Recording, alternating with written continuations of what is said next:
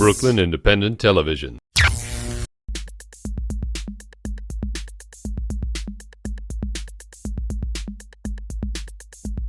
In case you're just joining me, in the studio with me are the Ellis brothers of NYCFootball.com, and we are discussing the top 50 high school all-star football players in New York City, the first annual all-star team for NYCFootball.com. And we're going to get into offense, but I just want to really go over some key defensive players, too. James Timmons of Curtis High School, he's a senior, Staten Island, New York.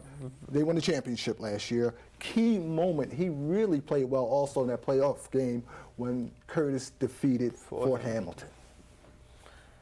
He had a very, very big role to fill because you have, on one end of the D line, you have Dominic Easley, who... You think he was overlooked because of Dominic? Most likely he was. Because when you have such a high, talented athlete on one end, and he's getting all the looks and he's getting all the praise, it tends to, everybody else falls off and everybody else gets pushed to the back.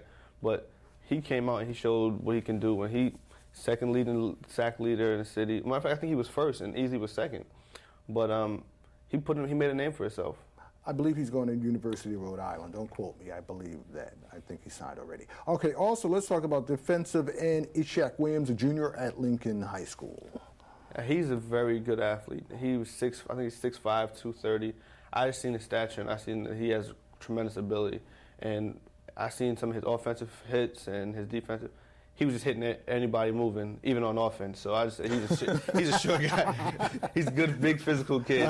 He has nice sacks. Too, huh? Yeah, he was just hitting anything moving. So he was pretty much, hey, you do what you do on the field, but on offense, you were still smacking people. So, hey, you're my guy. All right, cool. Defensive end Maurice George, senior at Jefferson High School. He's getting ready to graduate. So. Well, that kid, I watched him. I watched a couple games, and I watched highlight tape from 2 seasons ago, and all over the highlight tape of this kid running down on kickoff. He's been watching that kid from for He runs down on kickoff. He runs down on punt. He does anything they ask him to do. He does it. He runs down full speed. He's probably the first guy down the field hitting.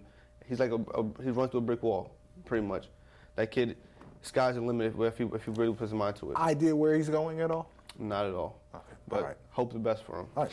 Top offensive players for NYCFootball.com is sophomore Fatone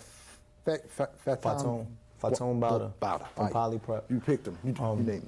This kid is only a sophomore. When I saw him last summer. He was about 5'11". What position do he plays? Fullback, right? He plays fullback, linebacker. Also plays a little bit of running back. Okay. He's going to be a big kid. He comes from a long line of Bowders. There's like 4 brothers, all play Division I college ball. He's a tough-nosed kid, man. As a sophomore, when I saw him last year, he was only a freshman. He was about 5'11", 190 pounds. Just put together really well. I was interested to see how well he was going to play football because he's just a big kid, but when he got out there, he just was smacking everybody. From the fullback position, you're talking about an unselfish kid. So he's always leading the blocks? Always. Sometimes he wasn't getting the ball, and he would clear holes for the running backs that you could drive a bus through. That's what made me put him at the top 50 because you don't see too many kids block like that at the fullback position in high school. And he was laying people out. And then jumping over people on offense at running back, at linebacker, just sideline to sideline. He was just all over the place. So good lateral movement. Great lateral movement.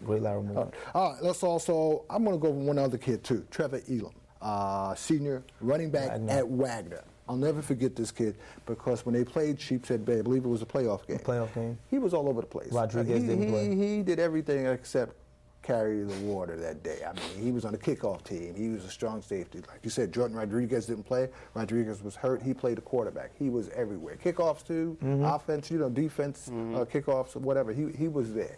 You know what sold me? 20 touchdowns. 20 touchdowns. To have 20 touchdowns in 9 games, you're a pretty good player. That means you averaged over 2 touchdowns per game. Yep. What else can you say? And he played on a team with other explosive players, so it's not like he was getting the ball every down. You know, he scored when he put the ball in his hand, especially in the red zone. He finds a way to get in. That's a guy who deserves to be in the top 50.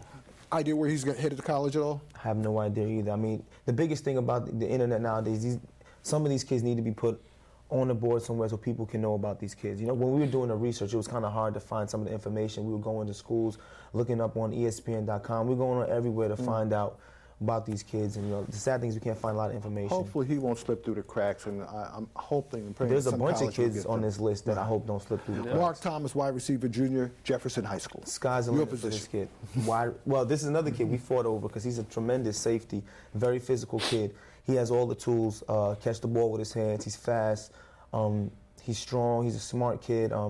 He's just a man amongst boys.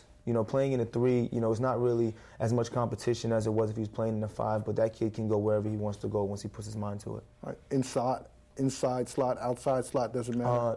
To be honest, it doesn't matter. You line him up anywhere on the field, he's so explosive, he can score. He also scored in kick returns and punt returns. Ricky Joseph, quarterback. Key position also that doesn't get that much play here at the high school level. Would you say that? You know why? Because in Brooklyn football, we don't pass the ball. But Ricky's one of the guys who's fortunate enough to play in an offense where he had an opportunity to pass the ball, led the league in passing yards, I think passing efficiency, passing touchdowns. And the sad thing is he didn't even make All-City. All right, you know what, when we come back, well, he's made All-City here. That's where it counts, he's making right? All-City All right, here. no politics here. When we come back, we'll be more with our discussion right after this. Brooklyn Independent Television on the BCAT TV network.